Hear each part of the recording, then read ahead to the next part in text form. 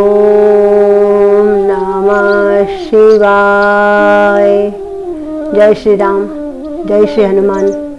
आइए श्री राम कथा में प्रवेश करते हैं। काकभूषणी महाराज कहते हैं कि सायंकाल का समय है। पूरी अयोध्या को दुल्हन की तरह से सजाया गया है। अयोध्या का हर नागरिक मंगल कामना करता हुआ दिखाई दे रहा है। पशु पक्षी, वृक्ष और लताओं को भी यह खबर हो गई है कि श्री राम प्रभु का राज्याभिषेक होने वाला है। पर महारानी कैकेयी के कक्ष में एक षड्यंत्र रचा जा रहा है जिसकी कानों कान किसी को खबर नहीं है।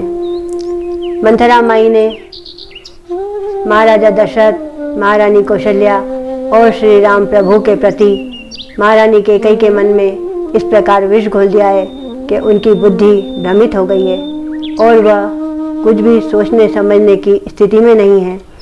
वह मंथरा माई से कहती हैं कि हे मंथरा, आज पूरी अयोध्या में तेरे सिवा मेरा कोई हितैषी नहीं है, तू ही मुझे कोई मार्ग दिखा।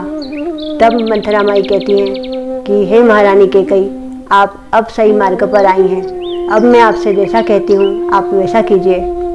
जैसा कि आपने मुझे बताया था कि देवासुर संग्राम में आपने महाराज के प्राण बचाए थे, तब उन्होंने आपसे 2 वर मांगने को कहा था। तब आपने महाराज से कहा था कि मैं समय आने पर मांग लूँगी, आप अभी मेरी धरोहर समझकर अपने पास रख लीजिए। सो हे महारानी कैकेयी, अब वह समय आ गया है, आप वह 2 वर महाराज से मांग लीजिए।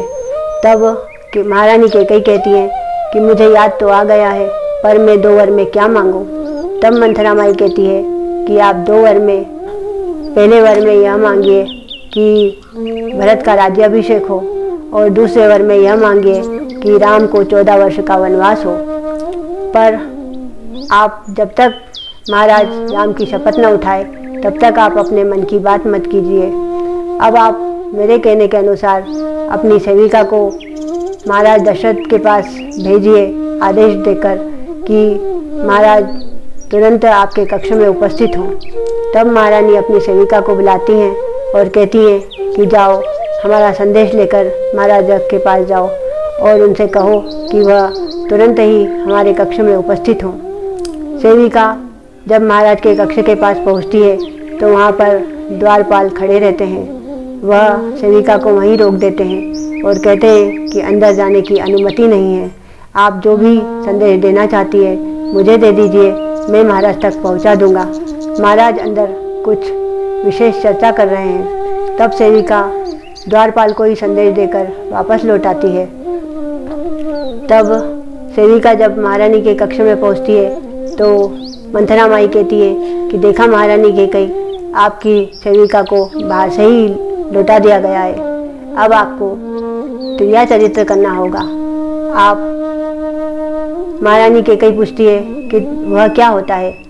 तब मंथरा माई बताती हैं कि आप कोप भवन में चली जाइए और आपने साज और श्रृंगार उतार दीजिए और काले वस्त्र धारण कर लीजिए। यहाँ पर यह बात आती है कि कभी भी माताओं बहनों को रात्रि के समय अपने सुहाग की निशानियाँ नहीं उतारनी चाहिए और माताओं बहनों को कभी भी काले वस्त्र धारण नहीं करना चाहिए। इससे अनिष्ट होने की आशंका रहती है।